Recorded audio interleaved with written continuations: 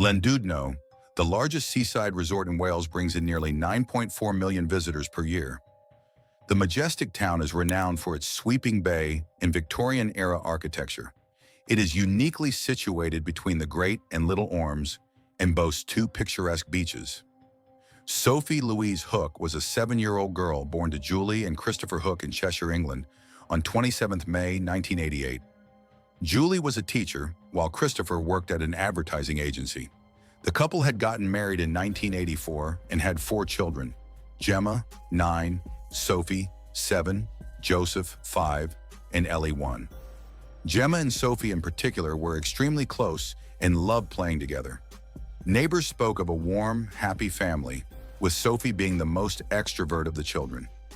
Sophie was described as a bubbly and sweet-hearted girl. The family was extremely close with Julie's sister, Fiona, and her husband, Danny Jones, who lived in Llandudno, North Wales. The Joneses, much like the Hooks, also had 4 young children, and the bond between the 8 of them was so strong that they were more akin to siblings than cousins. On July 29, 1995, the Joneses extended an invitation to the Hooks to join in celebrating Luke's 9th birthday. On that morning, the Hooks had breakfast before embarking on a 90-minute journey from Cheshire to Llandudno to attend the celebration. The Jones family's spacious residence on Brynebia Road in Llandudno, valued at £200,000, boasts a generous backyard.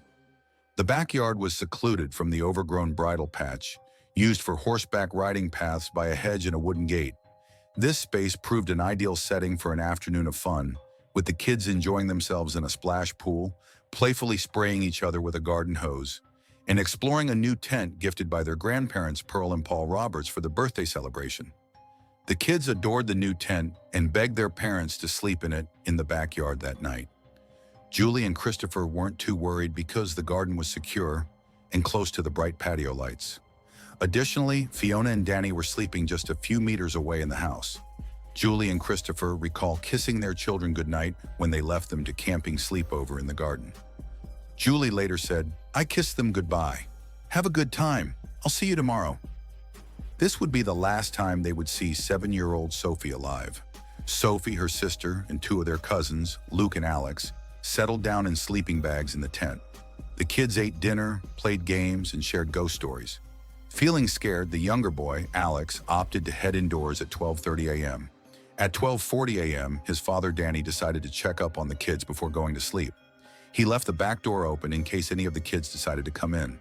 At 2:30 a.m., Sophie's cousin, Luke, woke up, checked the time, and noticed that Sophie was still in the tent, asleep between himself and her sister. He went back to sleep. However, the next he woke up around 7:15 a.m. and found Sophie missing from the tent. The tent's entrance was open and damp from the morning rain. Sophie's beloved stuffed giraffe named Blankies remained inside the tent. She and Blankies were inseparable. Her cousin said, if Sophie had run away, she would have taken him with her. Luke immediately told his parents. Fiona and Danny searched the garden, house, and surrounding fields for an hour, but no trace of Sophie could be found. Sophie was reported missing to the police at 8:20 a.m.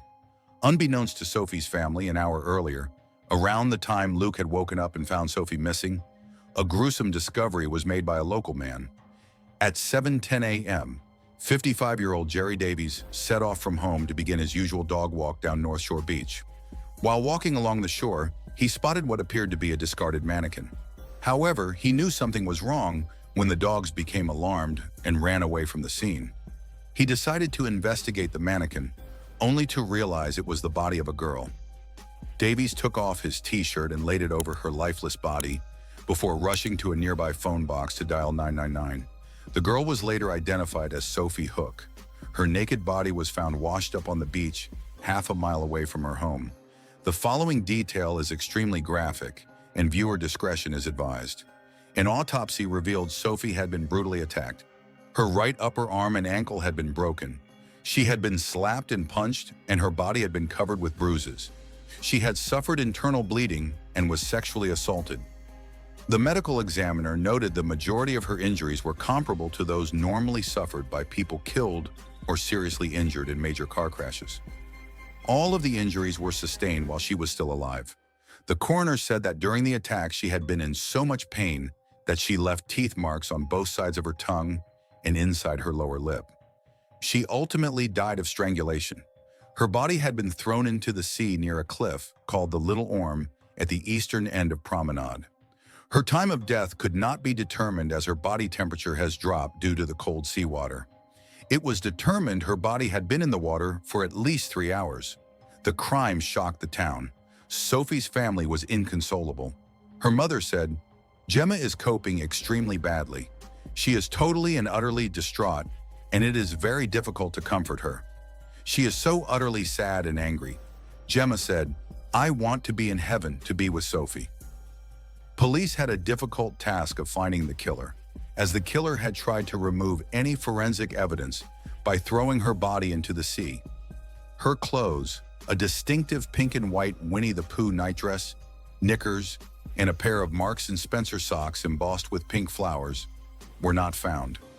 Authorities believe whoever murdered Sophie knew that the children were staying in the garden tent. Police started their investigation by interviewing all the nearby registered SX offenders. Soon the police would focus on one individual in particular, a 30-year-old man named Howard Hughes. He was known to ride his mountain bike through the coastal town late at night. He had a striking appearance as he grew up quite rapidly due to chromosome abnormality XYY syndrome, reaching 6 feet tall by age 11 and towering at 6 feet 8 inches in adulthood. He also had behavioral problems, learning disabilities, and dyslexia as a child. Growing up, Hughes's father enrolled him in private schools in hopes that they could make a positive impact on him. However, after merely 2 terms, Lindisfarne College in Winstay, Wrexham, declined to continue his enrollment. Despite his father's attempt to double the fees, the school refused to retain Hughes as a pupil. He had a tendency to engage in fights and bully other students. This pattern of disruptive behavior carried throughout his teenage years into his adult life. Hughes had a long criminal history, which included convictions for assault, burglary, theft, criminal damage, threatening behavior, motoring offenses, and possession of weapons. At the age of 16 in 1981, he lured a 7-year-old boy into an abandoned building where he exposed himself and made inappropriate advances, eventually trying to strangle the child. Recounting the incident, the boy described, "He lifted me and threw me down forcefully. He was incredibly strong. He ended up on top of me, gripping my neck with both hands." The boy pretended to be dead until Hughes left. He was convicted of assaulting the boy and placed under a 2-year mental health supervision order. On release, Hughes returned to live with his mother, recently separated from his father. Following his release, he became increasingly aggressive and violent in nature, picking fights with people. His disruptive behavior led to an inability to maintain any job. Despite his father offering him various roles within his business over the years, Hughes declined to contribute in any capacity. Instead, he caused damage to machinery and engaged in altercations with fellow employees. He'd been accused of assaulting young girls aged 3, 5, and 9 in the years between his release and 1995. Hughes came under suspicion when multiple witnesses spotted him cycling along a path that overlooked her location. One woman actually caught him hiding in the bushes, and he told her he was looking for money he had dropped. The path's proximity to the property meant he could potentially overhear the children's conversations, indicating he might have been aware they were sleeping in the garden that night. Moreover, at 2:55 a.m. that night, Hughes was seen sitting on a bench near the promenade by a police officer who talked to him while patrolling the town. The police also discovered a shoe print on a rhubarb leaf in Jones's garden, which upon examination indicated a potential match with Hughes' shoe. Hughes was arrested at the home he shared with his mother at 3:50 p.m. on the same day that the body was discovered and detained at the police station. During his questioning, he constantly denied any involvement in the murder. He confirmed that he roamed all over the area, including having been on the bridle path that ran behind the Joneses' house that day. He also confirmed that he was out and about in the early hours of July 30th when he was spoken to by a police officer who knew him but denied killing Sophie. He was held for 4 days, but as there was not enough evidence to charge Hughes with the murder of Sophie Hook, he was released from prison. Hughes was soon rearrested after police found indecent images of children, which had been found in a police search of his home. Officers had also found a collection of girls' underwear hidden in a stone wall.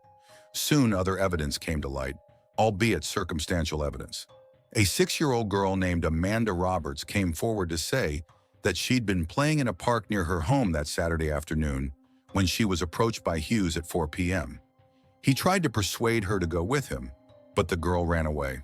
The park was less than 4 minutes cycle ride from the Joneses' house. A convicted Essex offender, Michael Guidi, also came forward and claimed to have known Hughes and his mother while he was a neighbor of Hughes.